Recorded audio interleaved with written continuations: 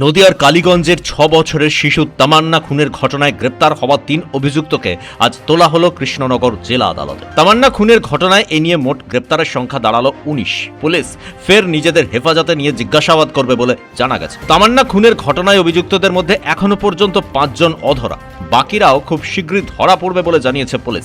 গত বছর কালীগঞ্জ বিধানসভার উপনির্বাচনে জয়ী হয়েছিলেন তৃণমূলের আলিফা আহমেদ। সেই উপনির্বাচনে জয়ের আনন্দে কালীগঞ্জের মোলান্দি গ্রামে দুষ্কৃতীদের ছোড়া সকেট বোমার আঘাতে মৃত্যু হয়েছিল ৬ বছরের তামান্নার। ঘটনায় মোট ২৪ জনের নামে অভিযোগ দায়ের করেন তামান্নার মা সাবিনা ইয়াসমিন। তদন্তে নেমে পুলিশ প্রথমে ১১ জনকে গ্রেপ্তার করেছিল, বাকিরা অধরাই ছিল। এবার কালীগঞ্জে বামফ্রন্ট সমর্থিত সিপিআইএম এর প্রার্থী হয়ে দাঁড়িয়েছিলেন তামান্নার মা সাবিনা ইয়াসমিন। জিততে পারেননি। তৃণমূল ক্ষমতায় না এলেও কালীগঞ্জে ফের বিধায়ক নির্বাচিত হয়েছেন তৃণমূলের আলিফা আহমেদ।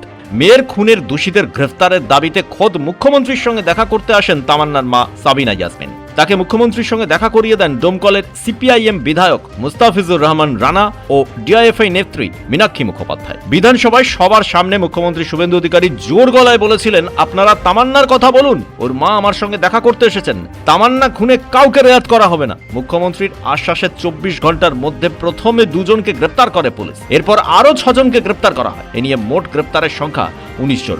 আজ ধৃত ৩ জনকে কৃষ্ণনগর জেলা আদালতে তোলা হয়। ব্যুরো রিপোর্ট, পূবের কলম ডিজিটাল।